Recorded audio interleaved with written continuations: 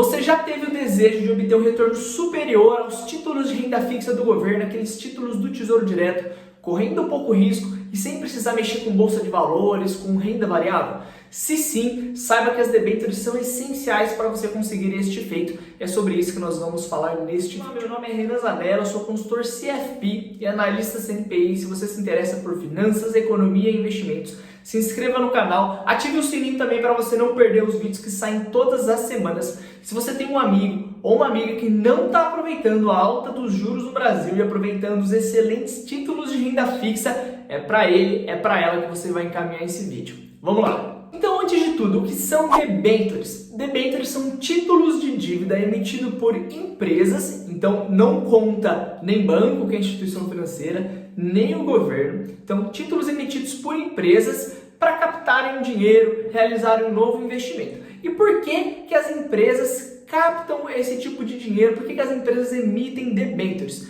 Por dois grandes motivos. Primeiro deles, esse tipo de empresa que emite uma debênture são empresas muito grandes. Então a gente não está falando da padaria da esquina, a gente está falando de um grande supermercado, de uma grande indústria. E esse volume de dinheiro que eles precisam geralmente é um recurso que o banco não está disposto a dar. Por mais boa que seja uma empresa, por melhor que seja a qualidade do seu balanço, da sua DRE, um banco não quer, pelo menos não sempre, emprestar 500 milhões para uma empresa, emprestar 1 bilhão para uma única empresa, porque o risco fica muito concentrado. Então, para esses volumes mais expressivos, essas empresas vão a mercado, elas vão atrás dos investidores, você e eu, para captar esse recurso.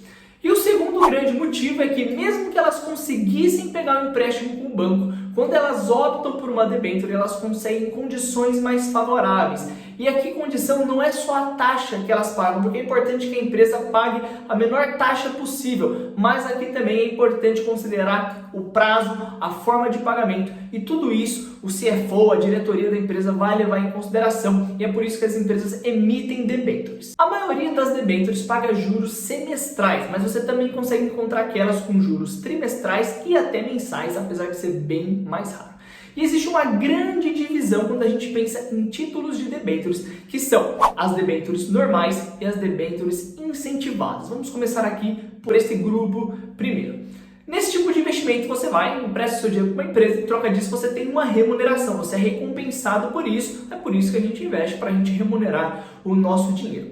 Só que aqui você vai precisar pagar imposto sobre o retorno que você tiver.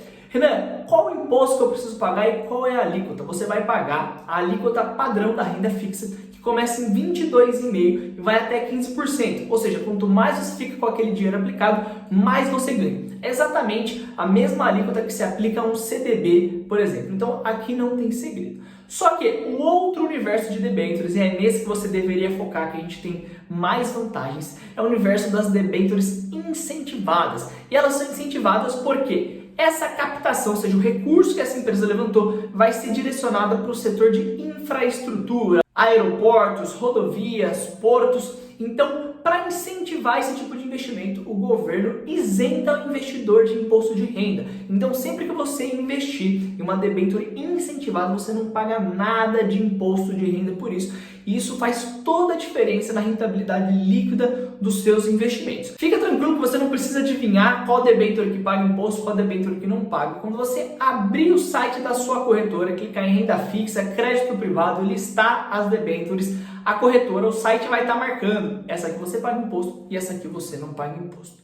A remuneração da debênture segue também a remuneração dos títulos de renda fixa, sem nenhum muito segredo. A gente tem as debêntures pós-fixadas, onde o retorno delas está atrelado ao índice CDI. Você pode ver uma debênture que paga 95% do CDI, ou talvez uma debênture que paga CDI mais 1, CDI mais 2. Você tem, e aqui é bem raro, mas eu já vi algumas vezes, debêntures com títulos pré-fixados, então você tem uma remuneração já pré-fixada, e a grande maioria das debêntures são emitidas com uma remuneração indexada à inflação. Então são aqueles títulos que pagam IPCA mais alguma coisa. Isso é interessante porque já que a gente tem uma inflação alta no nosso país, pelo menos isso nas últimas décadas, e parece que não está mudando, pelo contrário, a gente está com uma inflação aí de mais de 2 dígitos. Novamente, é importante você proteger o seu dinheiro contra a inflação. E nesse tipo de investimento você vai ganhar inflação e mais alguma coisa. E se você optar pelas debêntures incentivadas, você ainda não vai pagar imposto de renda nenhum. Eu sei que a essa altura do campeonato você está super animado, você viu que é fácil, mas eu preciso te dar um aviso. As debêntures não são cobertas pelo FGC, que é o Fundo Garantidor de Crédito, que cobre os CDBs, por exemplo. Então, se você compra um CDB de um banco bem ruinzinho, bem pequeno, e ele quebra e você tem até 250 mil reais ali, você é ressarcido daquele dinheiro. No caso das debêntures, não. Então, você precisa escolher muito bem em qual empresa você está investindo. Lembra que no começo do vídeo eu falei que você consegue ter um retorno superior aos títulos públicos do governo? Isso acontece porque as empresas possuem um risco maior do que o governo. O governo dificilmente vai quebrar.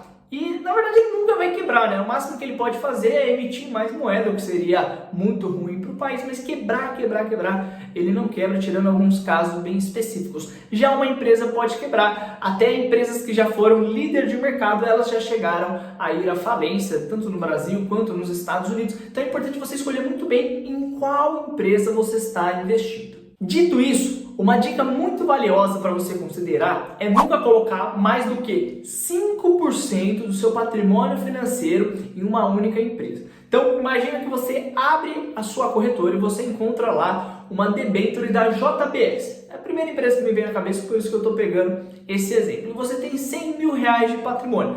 A minha sugestão para você é não colocar mais do que 5 mil reais naquele título. Por quê? Mesmo que você escolha errado e de repente uma das companhias venha à falência, venha a quebrar, 5% não é nada que vai machucar muito o seu patrimônio. E se você coloca 5% em diferentes empresas, você está bem diversificado. Então, tenta ficar com essa regra e nunca passar dos 5% em uma única empresa. E se você está pensando agora, Renan, mas eu abro a corretora e eu vejo que a maioria dos títulos tem um valor mínimo de R$1.000, eu nem tenho muito dinheiro agora, não vou conseguir diversificar.